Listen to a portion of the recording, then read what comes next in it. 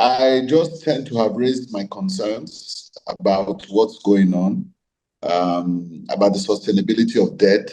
And I think what I also tell Soyade is also that I'm concerned about the foreign debt that's being raised. Our foreign debt now is about $46 billion, and local debt is about 80 trillion. We shouldn't be borrowing money in dollars to bring back to Naira to fund our operations. It's completely wrong. If we're looking to have any offshore obligation, because again, I don't even know the revenue profiles anymore. How much is coming in from NNPC? How much is NNPC remitting? But luckily, we have reserves of close to $50 billion now, which shows a significant level of stability. And the central bank governor says net reserves are in excess of $30 billion, which at a point in time was less than $1 billion at the height of the takeover of this government, when this administration moved from the Buhari to the Tinubu era. The way the reform was handled was not the best, and the central bank governor was not appointed on time. The finance minister was not appointed on time, and you made announcements which kind of unsettled the market. And before we realized what was happening, another 7 trillion in ways and means financing had gone.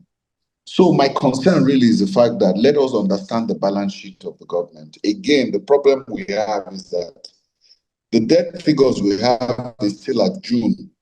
I don't know why the Debt Management Office cannot release up-to-date debt figures, because, I mean, we know we can figure it out. We can extrapolate and understand the borrowing pattern. For instance, the Debt Management Office has announced they're going to borrow 800 billion this February. So we know that their run rate is about 1 trillion a month, which is the capacity from the local domestic markets. But having said that, what I will tell you is the fact that we all know that if we took the balance sheet of the federal government of Nigeria and removed its name and took it before any credit committee of any bank, they wouldn't give them any money because of the leverage. The numbers are completely out of whack. And it's only because it's a sovereign that we're looking at it. If you're going to give 15.6 trillion naira to the banks every year, it's a good place to be. They are not complaining because both the international banks and are going to be, and the local banks are going to benefit. And of course, we need to maintain our Eurobond ratings and rankings, and I agree with all that. But we need to take a critical look, because we don't see where all this funding is going to. It's the impact for me that is the issue. I think Mr. Tereba will understand that the reason why we have the CRR is to lower inflation. And I think we all know that we're going to, disinflation has been one of the successes that has been achieved for these reforms. And hopefully this year, we should get to single-digit inflation. We all know that. And I think there's still a disparity between the rates that government is borrowing at 22% and the NPR at 27%. So hopefully there will be some corrections from the next MPC meetings by reducing the NPR. But having said that, my own contribution is just to say that we have a challenge, and we shouldn't take these challenges lightly, because it can ferment a crisis if it's not properly managed. And the legislators that I engaged last week, their own attitude is to continue to spend and to find ways to spend that money. But again, like I've said, we need to look at other alternatives and engage private sector, public sector, private sector participation. What can you concession? Even if you cannot, there are very few state-owned enterprises that you can list at the moment. Most of them have been privatized. So the other ones that you can look at concessions, the ones you can privatization. Even the privatization in the budget is only 300 billion. Less than 1%. So I thank you all for your contributions, and I continue to engage you individually. I understand Prof's concern about exactly where's the impact. So all this borrowing, where is it impacting? Where is it going? And to also answer Prof, we have a Fiscal Responsibility Act, and there's supposed to be a Fiscal Responsibility Commission to monitor a lot of government spending. But unfortunately, that commission has not been empowered.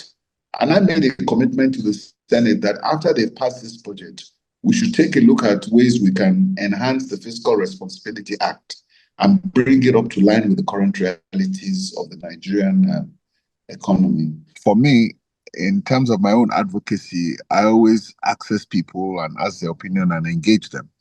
But I think what government also has to realize, is the fact that you guys are doing a terrible job in transmitting even your successes.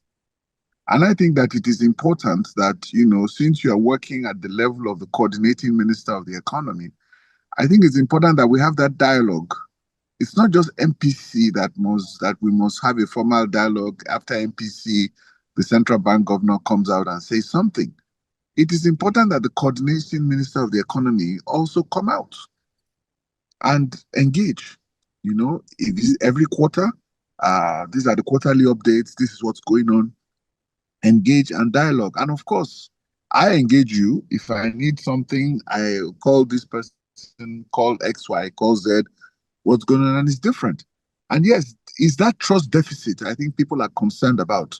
But I think that trust deficit, again, has now led to a lot of complacency because some people do not want to follow the process of any privatization or any government process. You've already killed it with your negativity and the fact that are they serious? Are they going to sell it to their friends? But sometimes, you follow a process. At the end of the day, you realize you are the only person left there. So I think that engagement between the public sector and the private sector, and I think the coordinating minister of the economy side, whereby giving us a full view, because all the MPC does is give us monetary. So I think the coordinating minister of the economy needs to engage more on a quarterly basis and give us the full view of the economy, both monetary policy, fiscal policy, investment, trade, and industrial policy. So we have a full view of the process. So in closing, all I'm going to say is the fact that the potential of the Nigerian economy is there. We need to manage it properly. The gains of these last 2 years, the government needs to be able to promote that. And of course, the challenge now is to come up with your disinflation and growth strategies for productivity. I think, as Mr. Chukwu has said, the key now is creating productivity, employment that will grow the economy at about 8 to 10%. So those are the strategies that I see that you need to project going forward. Continue with these programs. They're there, they're transparent. But like I said, you guys need to come out and let people know better what you're doing. The reforms, as you see, the results of those reforms are there. But as we've said, there is need for you to connect properly with the public on this issue. Now, my final note is on this taxation. Nigerian Revenue Service has increased the taxes of Nigerians with these new tax laws. The tax projections for this year is going to be 40% higher collections than they did last year.